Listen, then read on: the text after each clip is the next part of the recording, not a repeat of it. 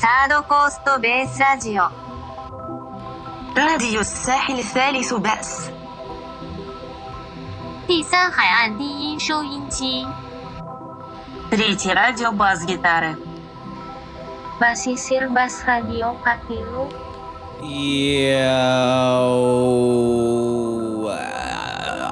What it is, y'all? It's your boys, Metaphysic. And this is Kid Luna. And we came here today, Third Coast Base Radio, Season 1, Episode 7.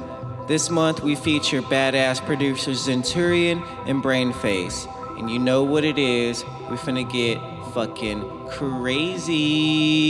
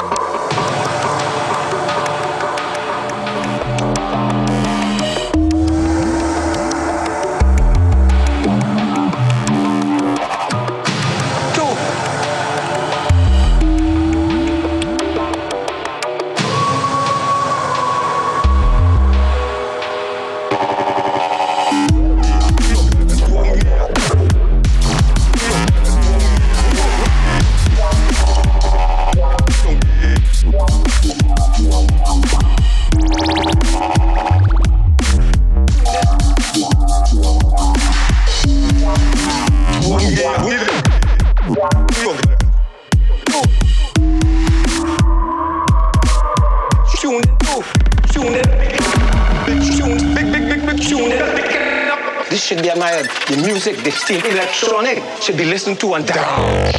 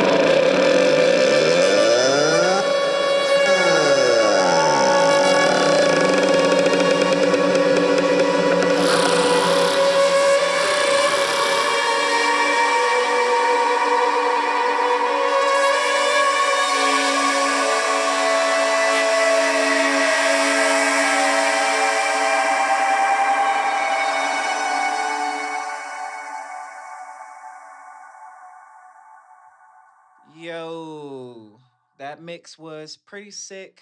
For all you folks out there, I am on the line with Will, aka Zenturion, and we're just gonna get straight into it, man. That mix was amazing. So let's tell the crowd a little bit about you. Who is Will? How did he become Zenturion? Do you have a musical background? What's up? What's going on with you? How are you? Yo, yeah, thanks for having me on the show, man. Yeah, so I've grown up around the Central Texas area my whole life. Been around music like since I was a little kid, and I've started kind of my musical journey as a percussionist and drum kit player, and I've gone through kind of a journey through a range of different styles and interests that kind of have led to the tunes that I'm making now. And kind of started in a couple different areas with like a love of especially New York hip hop and a love of reggae and definitely, blues and any kind of music with the drone.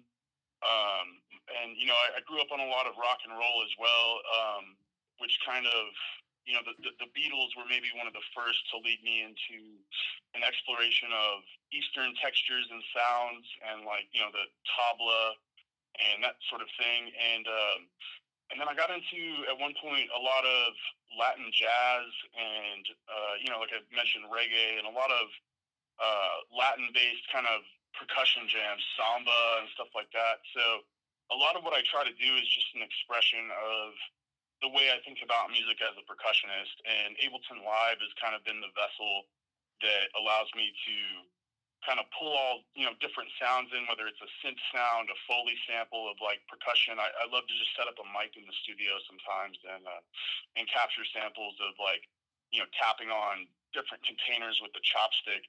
Actually, one of my favorite percussion racks I've ever made was I had some different levels of like butane canisters in my studio with different levels of gas, and I'm just tapping on them with the chopstick, and like it was kind of a neat sounding, like almost a detuned scale.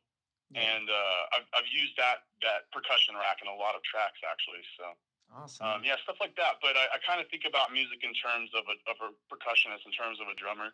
But I love a lot of different styles. So, the Zenturion project, like that's kind of a platform it started as a platform for strange sound exploration, but it's kind of grown into the way for me to just express myself musically, like to my highest capabilities.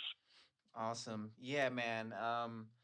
That's probably like my weakest point in me producing music myself, kind of like the percussion side to things. I'm more so of I got a subsequent 37, so I just take as many weird sounds from that and warp it as many times possible. But the percussion standpoint is I'm a little far off on that. So did you go to school for that, or is that something that you just picked up and ran with it, or how? I've mostly been self-taught as far as like the background goes. I never had formal instrument training. I was in choir and, could sight read like choral music when I was younger. I took a few years at Austin's community college, which actually anyone living in Austin has an amazing music program. The teacher that was teaching synthesis there is awesome. But anyway, I took a few years of jazz percussion lessons at Austin Community College as a way to kind of tighten up my technique a little bit, so that I could, and to kind of also learn some advanced, jazz theory, mainly to just apply to my self-taught kind of skill base, and kind of pull some of the technique into where I wasn't working as hard to get good sound out of like instruments and stuff like that. So yeah, man. But I feel you on that. Being a percussionist, it's funny. One of my good friends who recently moved to Austin is producer Mindex. He's from Russia originally, and he makes amazing music. But he's really knowledgeable in the realm of advanced music theory and really applying melodic theory to open the door to really do put a lot of progression into your chords and into the melodic progression of your track, really expand that. And so I've been trying to, uh, express myself through the keyboard to the points where I'm comfortable, and kind of get those chops up to speed with everything else. But, I definitely feel you on that. It's like just the way that I think as a drummer sometimes. Right. It's a helpful tool, and it gets in my way sometimes, But I wouldn't trade it though. So Nice. Yeah, Mindex is I've been listening to his track and I think you guys did a track together, CBD. It's beautiful. I enjoyed it. And you said he just recently moved to Austin? yeah. Actually, he's in Austin for the year at least. Nice. We may lose him to Denver. Like my former roommate, Detox Unit, is up there doing well, crushing it, and I currently live with Dirty Wolves. Oh Who makes yeah. really cool like Nice. dubby bass tunes. Yeah, we had him out for our Flow Moon. I think that might have been a month or two ago. Yeah, he Oh, shut awesome, man. yeah, he shut shit down. Um, so Yeah, he's um awesome. so Zenturion is where did that name come from? It's like extremely unique and I like it a lot. Yeah. So what's the story behind that?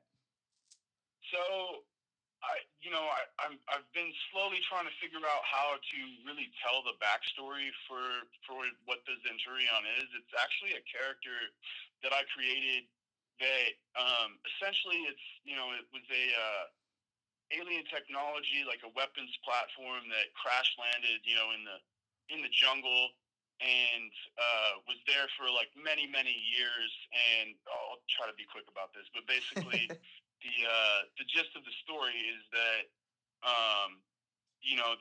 the tribe that lived in the jungle near where this thing crash landed refitted the weaponry, this weapons platform, and sold off the guns or repurposed them and rebuilt it into a speaker system. Like so um they used their like ancient wisdom, because at this point I kind of see this set like way in the future almost, Yeah. to where sound system technology had gotten pretty advanced to that point, but these people, these dwellers, um, decided to refit this thing as a sound system, as this giant apocalyptic like or monolithic, sorry, not apocalyptic, a monolithic like gigantic sound system, and they just couldn't figure out how to power the thing. So my first EP that I released officially was called Activation Sequence. So that was kind of me trying to tell the story through music of this thing coming online. Right. And I actually have a painting on the wall of my studio that an artist, Todd Bott, did. He's awesome. But I'm going to eventually use that for my full-length album. But it's the first like visual representation I've had made of the Zenturion. But it's basically got a like a power crystal in its chest. So the story is that some kid from the village nearby realized that like the port on the chest of this thing matched up with this crystal that he's seen on like the altar of their like meditation room or their like ceremony room or whatever. And so he takes it into the jungle and like plugs it into the chest of this thing, and it comes online, right? And so the story that I want to tell is kind of how this thing's able to kind of like break the spell and like reprogram people, and like kind of it can disguise itself as a weapon, kind of like a reverse Iron Giant sort of thing almost. Right. And like basically infiltrate these like dark ceremonies and temples and stuff, and kind of like the sound system comes online, and it's kind of me trying to tell the story of how like I feel like bass music is it literally rattles your body cavity, your rib cage, Yeah. at the frequencies, and it's like everyone's experiencing almost kind of like sorry to get a little on the hippie spectrum here, but like it's almost like a shared meditation is the best way I can describe it, or like a this shared experience through like everyone that's on the dance floor, and it's kind of like I don't know, I feel like music, and through this story, and this is the way that I can do my best to kind of like use my energy reprogram and to kind of like hack the control systems and like, you know, reprogram the matrix. Have you, you know, like it's the way that I can really, I feel like the gift I was given is to you know, and so to take myself out of kind of the story I'm trying to tell, I created this character, like the Zenturion, which is like, you know, the concept of Zen is probably something that's a guiding force in my life, just in terms of the balance of energy and like the, you know, natural kind of flow of things and what have you. Even trying to, you know, not overcomplicate like my path, you know, kind of just let it, yeah, let the natural flow of things guide me. Yeah, I don't know. getting deep here, but No, dude, that's absolutely astounding, and I think that's probably the best origin story I've ever heard so far for a musician's moniker, and it's really good. And I just that description alone just tells me just how passionate you are exactly about what it is you're doing. Because I also agree that, yeah, like when you go to a bass show, like it really is a shared meditation experience, especially if you got people standing next to the subwoofers, and then like that really, really ridiculous wonky bass hits you, and then you look next to your friend and he's giving you the same look, and it's just like, what is happening right now? And we don't know what it is, but it's definitely thought provoking and mind changing. So that's really yeah, amazing. definitely, man. I enjoy that a lot.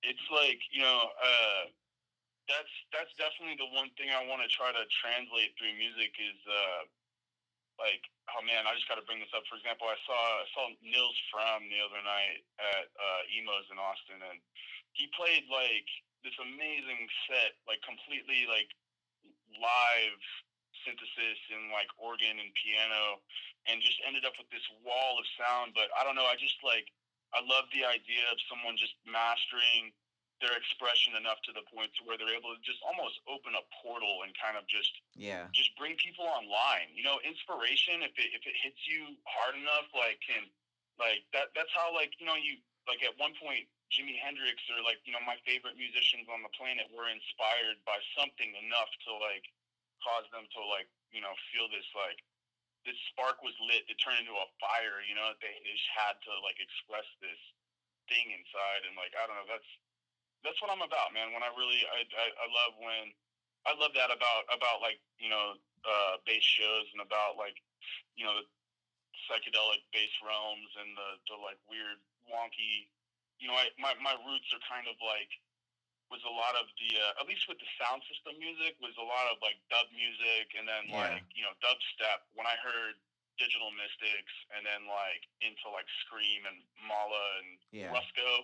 And when I heard Rusko, when he came to the States for the first time, and I heard like reggae and like these really, you know, some like cool like gritty, aggressive like bass textures, and then like wubs and everything combined, I was like, this is my shit.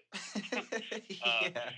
So I just did that kind of, yeah, that there's a lot of things that I can point to as influences, you know, like trip hop, like Massive Attack, and then into like Bonobo and Fortet and stuff like that, and Yeah. you know, New York hip hop, reggae, all these things. But definitely, like, I just like the dub sound palette is something that like I think I will never get tired of. I just like the whole like culture around the sound system is something that I really feel is like a powerful thing. You know, like the Jamaican sound systems, it was like the whole community would come together around the sound system. It didn't matter where you're doing the party. You know, it's just like Yeah. you got the selectives and you got the, you know, the sound system, and like it's gonna happen. So Nice, dude. I'm glad to know that you know your music history as well too. That means a lot. I went to Full Sail and I learned about all of that stuff. So it's good knowing that other people out there, kind of look at see how far we've come. You know. yeah, man, I love history, and like I love the sociology of music too, like how it influences culture. You know, Yeah. like that's really something I'm fascinated by, and you know, especially with like dub music and hip hop and all these movements that have literally like flipped like society on its head several times. They're like, rock and roll, or like pick anything really, that's Yeah. like has a cultural significance, and it changes like fashion, it changes politics, like, so yeah, I don't know. Music is powerful. That's really like, and I think combined with enough love and respect and good vibes like that, like it's a force to that can change the world for sure. Definitely, man. So you mentioned earlier that Ableton is your DAW of choice. Now, I just I like there's I'm sure many producers out there, up and coming producers that like hearing this, but it's like, have you experimented with other DAWs? What led to Ableton in itself? Do you feel that the DAW itself makes the beat? Like, do you think you could do the same thing you do on Ableton on FL Studio? What's your opinion on that? Yeah. Oh man, it's absolutely like, as far as the DAW goes, I used to feel differently about this, but these days the way I feel about it, as far as the DAW goes, like it's all about um what you're the most comfortable with using as like your like hub, your palette to like put all of your colors and shapes on and move them all around. If you were thinking about it like a an art project or something, it really doesn't matter. It's about how well you know how to use the software. I feel like whether it's Ableton or FL Studio or Mindex uses a Cubase, right? program. Or Studio One? Well, I think he uses PreSonus Studio One, Yeah, yeah. and it's relatively like unknown in most circles. But the thing that's really cool with Studio One that like I'm almost willing to like give it a shot, try to make a few projects in there just to check it out is for example, the automation will allow you to apply a groove to the automation and then like snap it to grid, as well as do things like you can draw in a curve, an automation curve in Studio One, and you can bend and stretch it kind of like in Photoshop, and you can end up with these really cool like fractalized curves, automation curves really easily, and Nice. get really dialed kind of automation in there, which is something that like when I'm designing sounds and trying to get a wub to fit right, like exactly how I want it, it takes me forever in Ableton, but I know how to do it in Ableton just the same, even though it doesn't give me, those tools. And then, like Studio One doesn't have operator, and some of the Ableton stock instruments are just amazing. Yeah. And, Ableton is the routing for me because I'm a percussionist and because I like to work with so much, audio. And then also I have some synthesizers on my desk. I have a Roland System 1 and a Virus C and a few other things that I like to, send MIDI signal out through and re-record back through. Yeah. And then my favorite effects box that I have that I like to squash some of these synths through is my Sherman filter bank. Really get some like cool gritty textures out of that. But Ableton, just as far as I'm concerned, really allows me like a lot of interesting routing options, especially with like the clip mode and stuff like that. But a lot of DAWs are catching on. People are using. I've had some friends that were experimenting with Bitwig because it had some pretty neat like features. The ability to map like an LFO to like any parameter and stuff like that. But with Max for Live and like the right combination of VSTs and stuff, I feel like you can do anything with any DAW, with any DAW. Like it doesn't matter. It's really just like learn your tools. Yeah. Is really my best advice for that. Is just like I know people that can make amazing music with with really minimal, with even just a microphone and just recording themselves with making some mouth sounds. Yeah, with the and looper. going in and working the audio. It's it's really up to the individual as to like how they they use their tools. But that being said, I definitely have some favorites. Like I think a lot of people in the bass music world like Serum has been an amazing tool. It's really, really cool software synthesizer. And then I love Razor personally. I've been using that for the past like 5 years or so because it's just really powerful and like you can get some really cool, sharp, like stabby kind of nice fat bass sounds out of that. And I don't know. I have different tools I like to use for different things. I use Operator for a lot of my sub design just because it's really easy to work and you can get really cool like it's got just really nice sine wave tones and the FM of course is something I use a lot. And like I said, I love Foley sampling, man. Honestly, if I can record the sound in and then like work with the audio off of like a little percussion sound, then it's like I don't have to spend time digging through sample packs and like it's my sound. It's like like definitely. I don't know, but I don't like to limit myself really. I definitely want to something I've wanted to do for years that I I want to start going on adventures with a field recorder and start just trying to collect more weird field recordings. Being a percussionist, like the idea of going out with a drumstick and like chopstick and some different like implements and like tapping on stuff and trying to get cool tones and sounds and bring them back to the studio and then like throw them into a beat.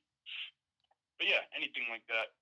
Nice. Sorry, I can talk about music for hours. I'm not sure how. No, dude, it's totally cool. I enjoy like diving deep for sure, man. So I always ask everybody on the show this.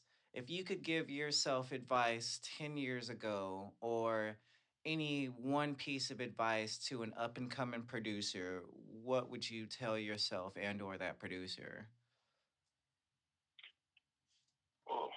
Oh, man, there's so many pieces of advice, but I guess like the one that popped into my head real quick that like it's something that I guess that like it's a journey that like or a reflection on my own career that I'm having now is that like just really like make the music that you want to make that you really feel inspired by like there's no reason why you also can't crush out just like the gnarliest bangers and like club tunes and like whatever's fun or even if that's that's what's really like that's what comes out like naturally then like do it.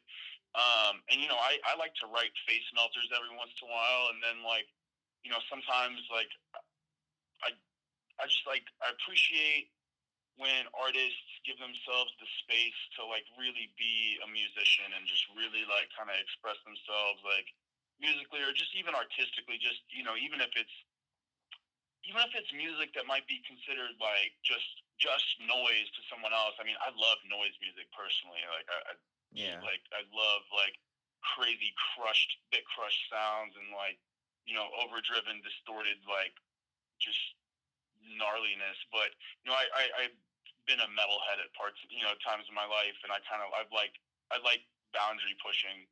But point being basically that like whatever it is, I really just finding your own individual artistic like your sound, your kind of feeling in music. I think that that's so important, and I think that like some people that the scene and the community is really important. It's huge. I mean, and it's really what's gotten me to where I am. But it's good to like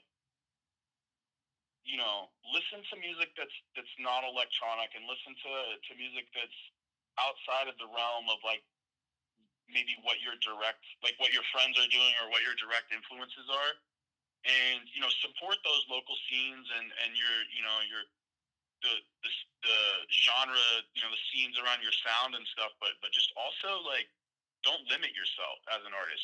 Maybe use that. Say if like dubstep and like deep dub is your thing or whatever, use that platform as a way to really express yourself as a musician. Like, I don't know. I think we're entering an age where like there was like the age of like just the DJ and just the electronics and the person, but I think like performance is starting to become important again, and then like I don't know, I think you know, it's the human connection is something that like people start. I think that they start to crave after just years and years of like chasing like I don't know what exactly what I'm trying to say, but it's basically that like the musicianship involved and the artistry like it's so important, especially like as you grow as an artist, like that's how you'll keep yourself like in this and like doing it and loving it long term. I think is just really developing yourself as an artist and don't just pigeonhole yourself into like one sound, But like not to say that like if you write bangers and like all you want to do is write, like gnarly like trap bangers and like do it. Just do that the best you can. I don't know. I'm not trying to tell anyone what to do. I really think it's important to to really just focus on your long-term growth as an artist, basically, For sure. No, I totally agree. So shit, dude, we've been getting so deep into all types of shit. I totally forgot to even bring up the mix. So let's get into the track list a little bit. I think you had probably 10 tracks or something like that, or let's talk a little bit about your yeah, let's talk about your track selection. How many of those were unreleased? And yeah, let's talk about your mix a little bit. Yeah, so this mix, it's actually the first like all original set that I'm going to have like officially released.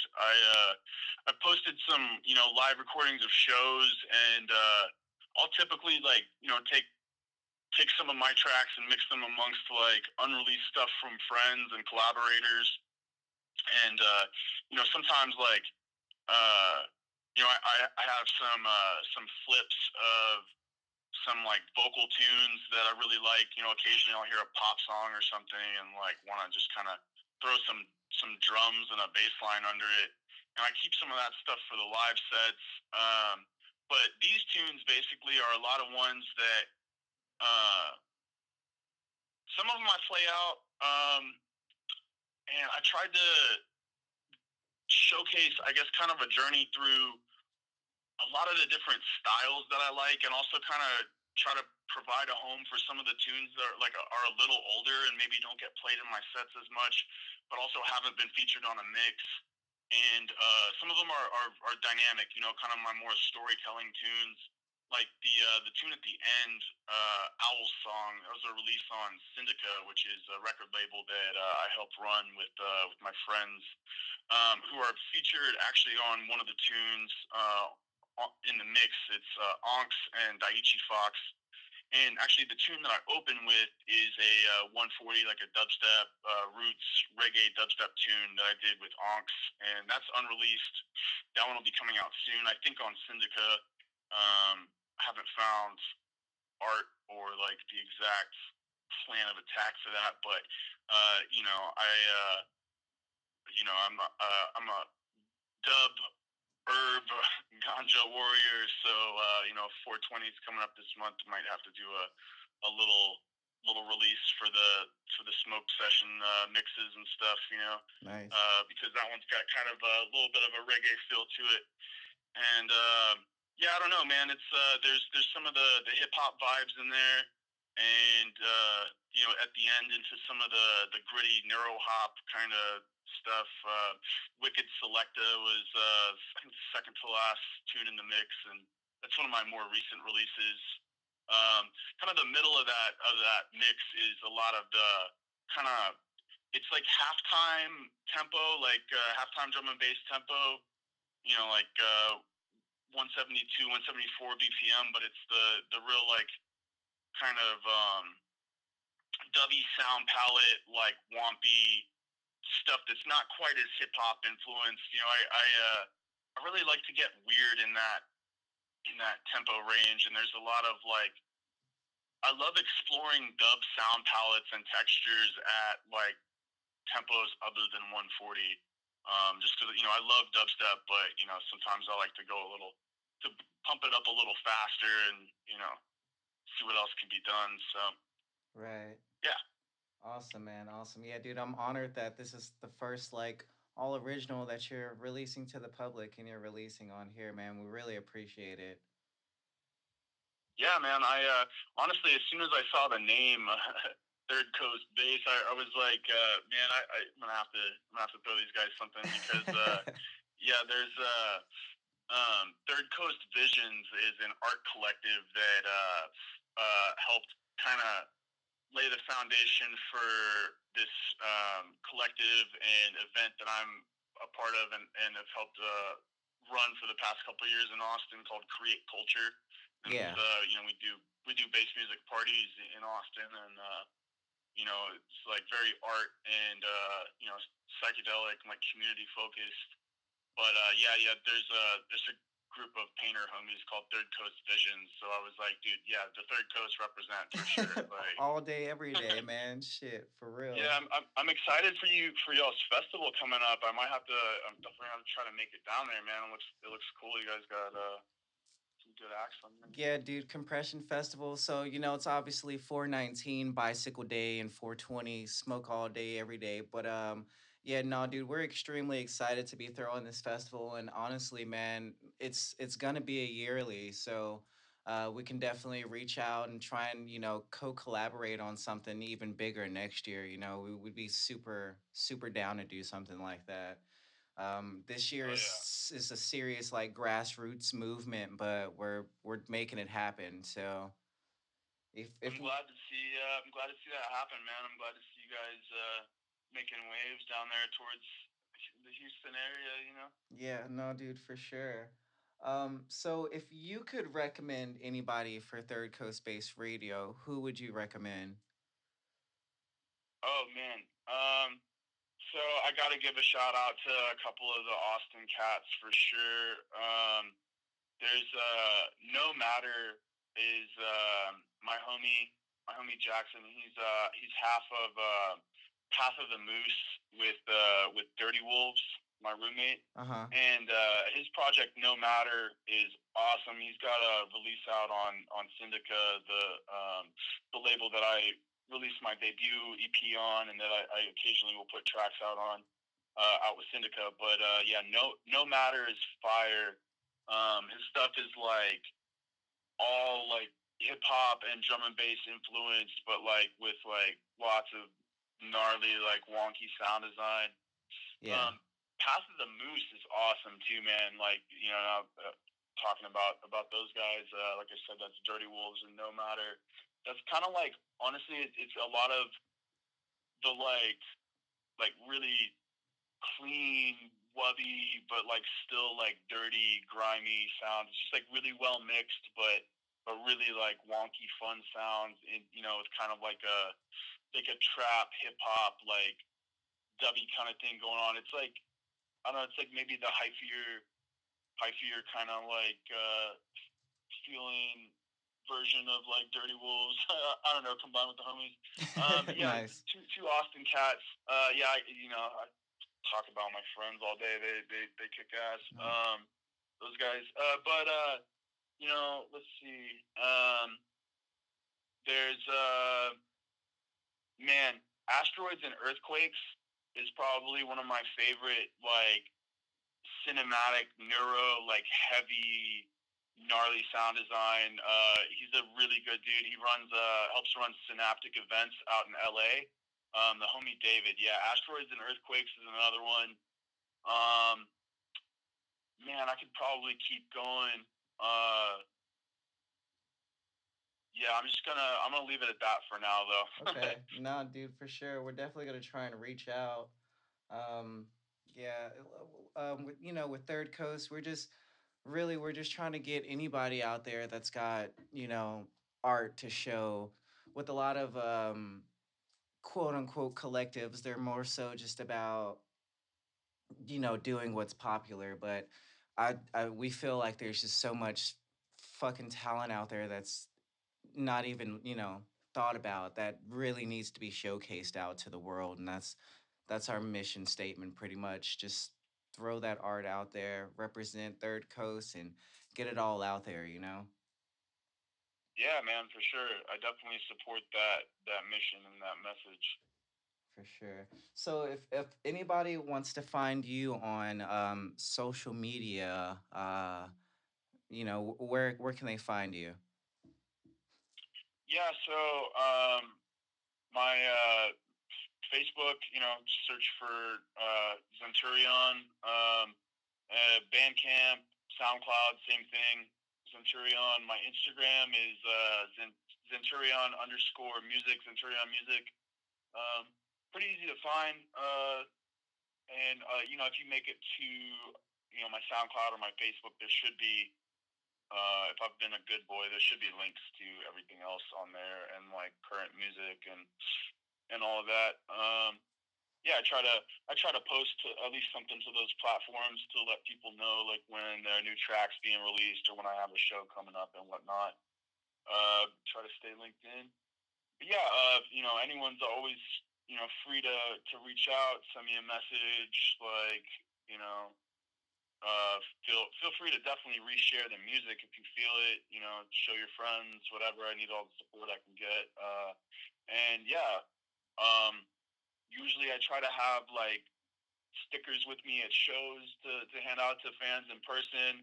I am trying to get some T-shirts and some stickers going and up online for all of those homies that like aren't able to make it to a show or like live in other states and stuff. So yeah, man, I plan on doing some touring this summer. I'm booked to play a festival in Canada end of Nice. June called Curiosity Festival. It's gonna be pretty cool. And I'm gonna try to pick up some dates in the Pacific Northwest and like West Coast, like on my way back from that festival. So yeah, man, excited for the future. Really excited about music right now.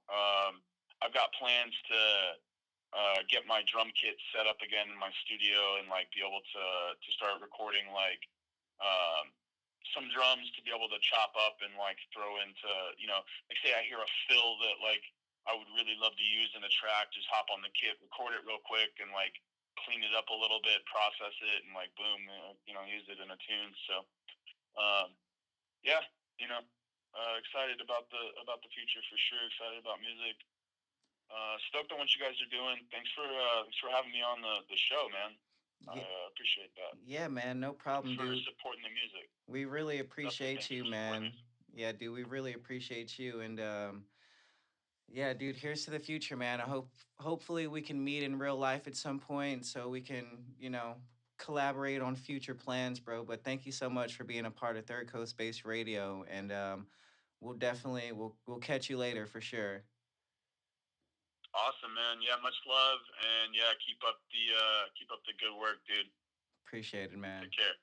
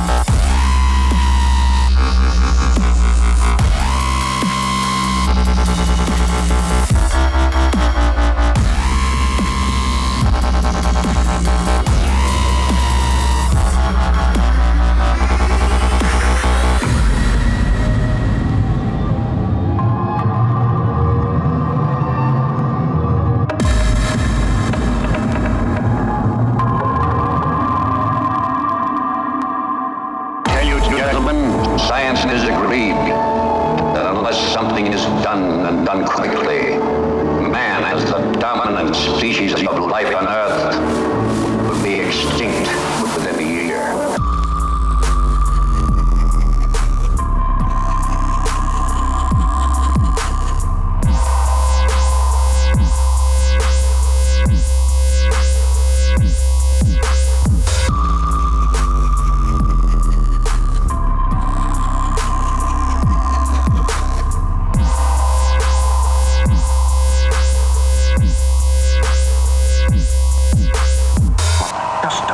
Ladies and gentlemen, I think something is happening.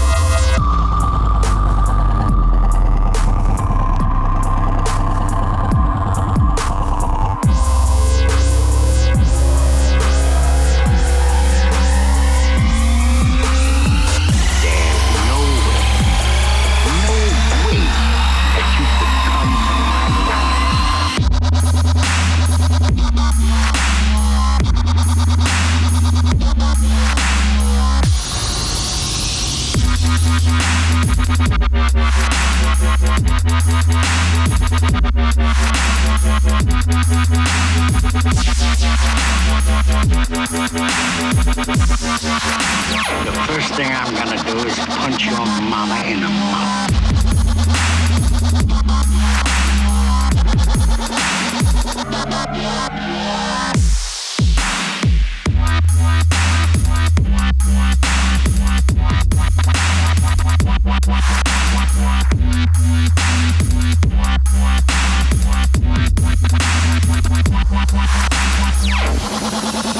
You can catch me sitting sideways.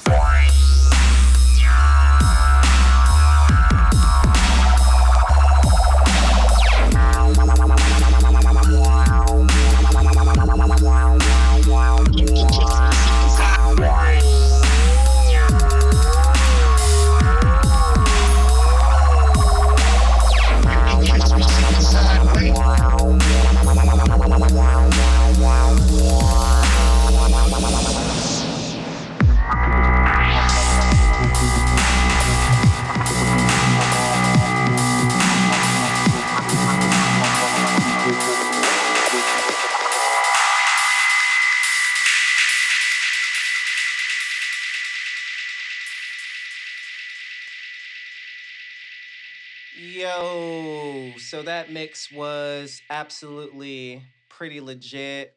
For those out there listening, that was Daniel, otherwise known as Brain Face. Yo, Daniel, how you doing today, bro?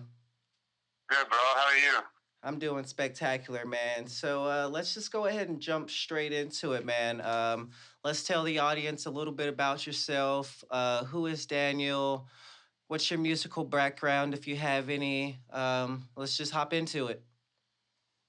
For sure, man. So my name's Daniel Compton, as you know. I go by Brainface. I've been producing bass music for about 8 months now, but I've been producing like other types of music for about 3 or 4 years. I grew up playing drums in like metal bands, punk bands, and all that good stuff. You know, I try to dabble with a little bit of music theory and piano, but you know, kind of slow on that. But it's all good. Nice, You know? nice, for sure. So your mix, man, it sounded like it had a lot of heavy dub influences. Let's talk about your mix. They're all original. Let's talk about your tracks. What's your inspiration behind it? Basically, man, I just try to go off of everyday life. Whenever I write music, it's based on how I feel that day at the time that I write it, you know, situations I've gone through or whatever. Just try to bring out the positive out of every situation. And try to keep it steady, you know? For sure, man. No, dude, I totally understand that. So where'd the moniker Brainface come from? I don't know, man. I just kind of first I was going by Dubs, and then I just kind of felt like that was kind of boring, plain, and I felt like Brainface was more of a name that would appeal to more people as far as originality and a little bit more unique, But really, I guess it's because, I got an ugly face. No, I'm just fucking around. But, I don't know. There's no real meaning behind it. It's just a couple of words that I put together that just kind of made sense. For and sure. I just took it from there. Definitely, man, definitely. So, if you could like kind of describe your sound, like what do you lean more towards? Because I heard like like some heavy dub influences, some a little like almost chopped up rhythm in there, but like if you could say your signature sound, what would that be? Just kind of like space vibes, like wubs. I mean, you kind of hit the nail on the head, bro. Honestly, I mean, I like to throw a little bit of everything into it. That way, it's not just like one specific thing. I like to kind of just keep it flowing. I guess, man. Like my influences are like old school Scream, Rusco, Conray. All the OGs. Right. So Keep it popping. when was the first time you've heard like electronic music? Because you say you got kind of like punk and metal rock influences. Because I know for me, I think everything changed when I saw Tiesto back in like 2009, I want to say, or maybe 2011. I can't remember. But then I saw Skrillex and Borgore, and I was like, Jesus Christ, this is fucking amazing. So when did you decide that like electronic music was the way or the path that you wanted to take? Well, honestly, man, I've kind of always been into it, but I didn't really get as into it as I am now until probably 2010, 11, maybe. And then in 2015, I saw Bass Nectar for the first time, and I was like, yo, this is it, man. And then, but like prior to that experience, I was actually introduced to it through Scream, Benga, Figure, Yeah. bunch of drum step and stuff like that. And then, like I said, like the old school, like original dub. And also, I'm really into like reggae dub too. So I try to throw a little bit of that into it as well. But to answer your question, probably around 2015 is when I really started getting serious about it Nice. and wanted to produce. So, what's your typical DAW of choice? Like, do you feel that like the DAW that you're using is the go-to? Like, what do you think about like music production? Because you come from an instrumental background. How do you feel about the DAW that you're using currently, and what is it? I started off using FL Studio, and that's a great DAW to work with. It's really user friendly and all. But I just recently made the switch to Ableton about 8 or 9 months ago, and I mean, let's be honest, bro. You could do so much shit with Ableton. It's unlimited. And also, I think with that being said, like the workflow in Ableton, it's a lot easier to get your ideas out in a timely manner, and especially with like session view, man, you can just like chill on that shit for hours and just loop things or just get your basic ideas out. So I think ultimately Ableton's probably the best DAW around that I know of. But you also have like Reason and Acid Pro and all that good stuff.